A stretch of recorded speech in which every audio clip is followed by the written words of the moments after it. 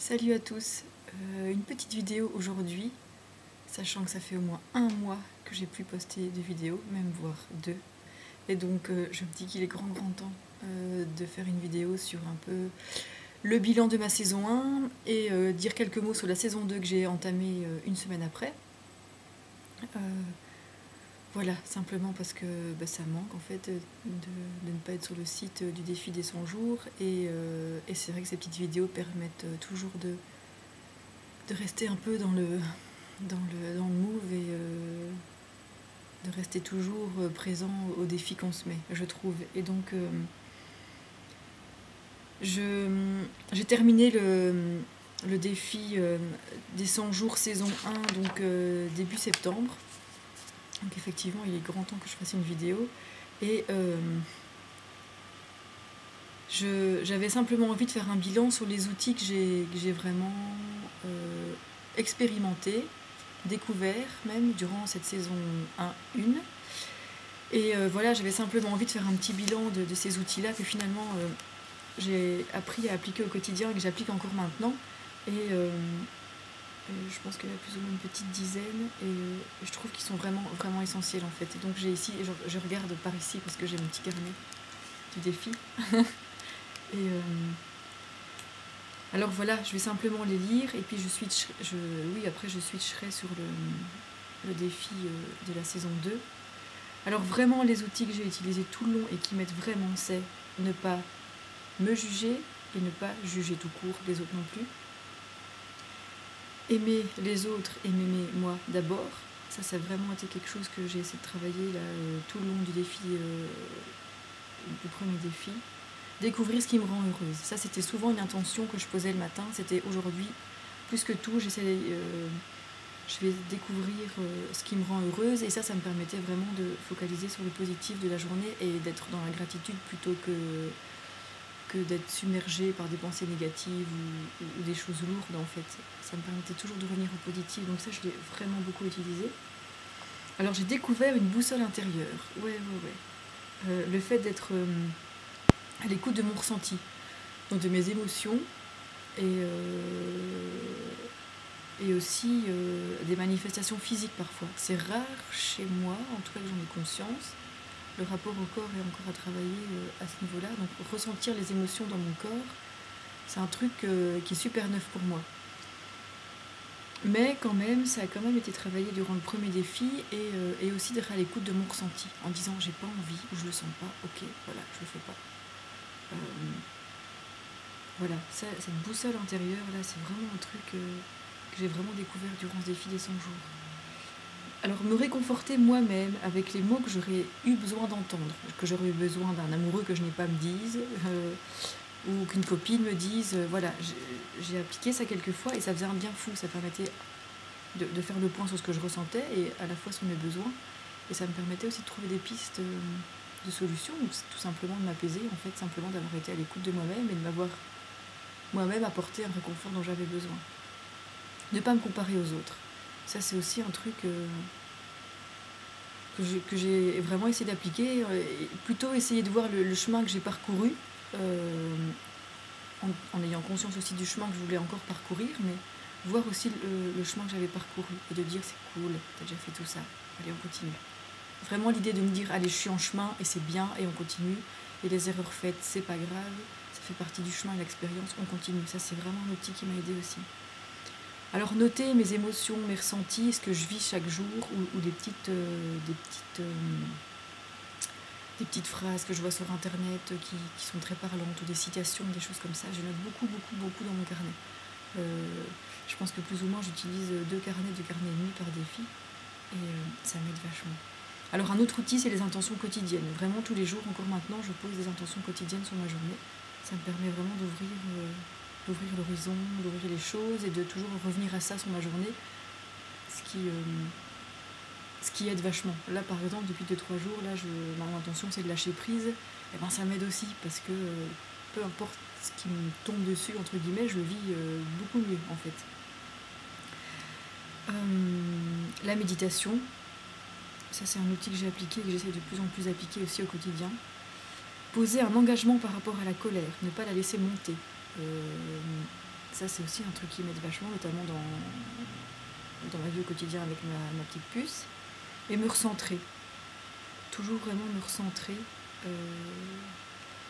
Donc pas me laisser embarquer dans des pensées négatives ou le petit vélo dans la tête ou alors des émotions. Toujours revenir au moment présent, ici et maintenant. Ça c'est aussi quelque chose qui m'a vraiment, vraiment aidé durant ce premier défi des 100 jours. Et en fait, le sujet de mon premier défi, c'était enlever les obstacles intérieurs et extérieurs qui m'empêchent d'avoir la vie de couple et de famille dont je rêve. Et alors, je me rends compte que chemin faisant, tout le premier défi m'a finalement amené à effectivement travailler plein de choses qui ont fait que je me sens 1000 fois mieux dans ma peau aujourd'hui que je pouvais l'être avant de commencer le défi. Vraiment, j'ai plus de joie en fait. Je ressens vraiment plus de joie, je ressens vraiment moins de jugement pour moi. Ce défi a été vraiment magnifique pour moi par rapport aux impacts positifs, quoi. C'est vraiment, ça a vraiment été d'une richesse inouïe, quoi. Et c'est vrai qu'à la fin du premier défi, je me disais mais je veux rester connectée à l'univers, je veux rester dans cette super bonne dynamique-là. Et donc, j'avais vraiment envie de commencer un défi, un deuxième assez rapidement, en me disant, je sais pas encore trop quel sera le thème, mais alors c'est rigolo parce que de fil en aiguille, quand je vois mes notes de la fin du premier défi, et ben en fait, l'idée du nouveau défi s'est imposée, enfin c'est proposé même, c'est pas imposé, parce que je me suis laissé le droit de réfléchir à cette idée que j'ai eue, mais c'était de dire, mais finalement, le chemin du premier défi qui visait pour moi à aller vers une vie de couple et une vie de famille, ça m'a amené à moi-même. Ça m'a amené à qui je veux être, à ce que je veux faire. Et c'est très rigolo parce que voilà, je partais dans la direction de travailler intérieurement, extérieurement pour arriver à une vie de couple dont je rêve, et ça m'a amené à moi, ça m'a amené à mais qui je veux être. Et surtout, et c'est là que j'en viens avec le sujet du deuxième défi, donc de la saison 2, c'est de dire, mais en fait, j'ai envie d'être qui je veux être là, maintenant, tout de suite, aujourd'hui, ici et maintenant, et pas quand j'aurai un compagnon, et pas quand ma petite puce sera plus grande, et pas quand j'aurai ceci ou cela, ou quand je vivrai ceci ou cela. Non, c'est maintenant. C'est vraiment ça. Et il m'a fallu quelques jours pour quelque part me lancer dans le défi des 100 jours sur cette thématique-là, parce que c'est un sacré challenge en fait de se dire, c'est maintenant. Je vais pas attendre, je vais pas reporter, je vais pas trouver des excuses, non. Tu veux être calme avec ta puce? Ok, bah tu calmes ta colère tout de suite. T'as envie d'être bien dans ta peau? Ok, t'es dans le présent, ici, maintenant, tout de suite. Et donc c'est ça en fait, le thème de mon deuxième défi, c'est de dire être qui je souhaite être et vivre ce que je souhaite vivre, là, maintenant, aujourd'hui, tout de suite. Et donc je parle vraiment, là c'est plus c'est vraiment un défi, un défi qui vise des qualités personnelles, intérieures. Mon défi, c'est pas de dire oui, bah, j'ai envie d'aller faire du parachute aujourd'hui, bah, j'y vais tout de suite, j'ai pas travaillé, je fais ça tout de suite. C'est pas cette idée-là, c'est vraiment dans l'idée d'un cheminement spirituel et vraiment d'incarner qui je veux être et ce que je veux vivre, et plutôt que de rêver d'être avec quelqu'un qui va m'apporter ou qui va m'ouvrir des portes vers ce que je veux vivre ou qui je veux être. Non, je le fais moi, maintenant. Et donc, voilà. Voilà le thème du défi des 100 jours. Et donc, c'est à la fois qui je veux être en tant que maman vis-à-vis de ma puce, mais aussi finalement en tant que femme, mais aussi en tant qu'amie, ou en tant que, voilà, que au boulot. Voilà. Donc ça, c'est le défi que j'ai commencé, début septembre, et donc là aujourd'hui j'en suis déjà à mon jour 36 de mon défi saison 2, et pareil, hein, je suis super contente. Ça me demande, je me rends compte que les choses qui reviennent tout le temps, c'est de me recentrer et d'être vraiment dans le moment présent. J'ai déjà évoqué plusieurs fois depuis le début de ma vidéo là. C'est vraiment parce que c'est l'outil qui revient tout le temps. C'est de oh, ok, t'inspires, t'expires, tu es là, maintenant, et tout va bien. Là, c'est ok, là. Ouais, ok, c'est ok. Et je suis amenée tout le temps à me ramener à ça. Et je vis des expériences aussi relationnelles ou au boulot, peu importe, et tout est éclairé avec cette lumière-là en fait, de dire ok, pour pas stresser ou pour que ça soit chouette, ou c'est de tout le temps revenir à ce moment présent, à mon souffle, à mon corps, être dans mon corps et pas être en train de partir dans des peurs ou d'être dans l'envie d'être dans 3 jours, voilà. Ça c'est vraiment ce qui ressort là depuis le début du défi des 100 jours. Et ce qui ressort aussi beaucoup depuis le début de ce défi, c'est de m'affirmer, arrêter de subir les choses, arrêter de subir des sentiments que je peux avoir pour quelqu'un, arrêter de subir une relation qui se déroule pas comme je veux, arrêter de subir l'organisation du quotidien qui peut parfois être avec un enfant très pas métro boulot dodo, mais un peu quand même. Il y a des rythmes très, très figés à suivre pour simplement l'équilibre de l'enfant, mais voilà, plutôt que de vouloir autre chose, plutôt que de le subir, mettre du sens à ça et de vivre autrement, et de dire, de prendre l'angle positif de ça et de dire ok, mais comme j'ai envie de passer un chouette moment avec elle et d'être heureuse avec elle au quotidien, eh ben on va danser un petit peu, on va rigoler, on va faire les folles à deux, voilà. Et c'est vraiment cette idée de plus subir les choses, mais de soit de poser les actes qu'il faut pour changer les choses, et parfois ça peut être des petites choses, ça peut être des tout petits détails, hein. Ça peut être inviter un ami à venir souper à la maison, voilà, ou que je danse avec elle, ou que je rigole avec elle quand elle prend son bain, enfin voilà, des petits détails qui fait que simplement la vie au quotidien elle est vachement plus rigolote à vivre, voilà. Donc ça c'est vraiment cette idée de ne pas subir les choses.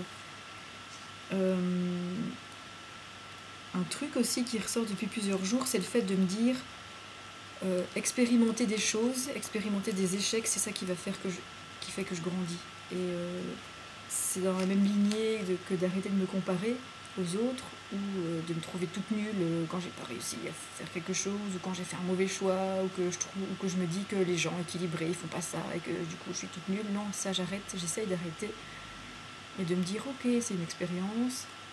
Évidemment j'essaie de clarifier les conclusions quelque part que j'en tire, et pour avancer quoi, en se disant c'est positif, j'avance, en voyant ça de manière lucide et en ne me jugeant pas, j'avance. Voilà, ça c'est un peu ce qui ressort là, de ce défi qui a commencé depuis une trentaine de jours. Alors le lâcher prise aussi, vachement, le lâcher prise sur mes émotions, sur ce que je voudrais que soit le quotidien, etc. Ça j'ai un peu expliqué en disant ne plus subir, mais quelque part ne plus subir, c'est aussi lâcher ce que je peux pas changer et changer ce que je peux changer. Voilà. Alors à côté de ça, je continue mon travail avec ma thérapeute qui est super chouette, avec des outils comme les constellations familiales, ou ce genre de choses pour vraiment virer les trucs qui sont liés à l'héritage familial et dont j'ai plus besoin et dont j'ai plus envie de m'encombrer quelque part. Voilà. Je vois que ma vidéo fait déjà 13 minutes, alors je vais m'arrêter ici. Et voilà, je suis contente de revenir en fait parmi vous sur la toile et de continuer ces défis. Enfin voilà, je trouve que c'est vraiment un outil génial, ce défi. Et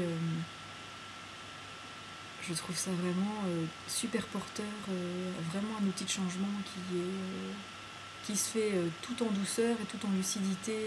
Et puis voilà, je trouve ça génial. Ce sera le mot de la fin de cette vidéo.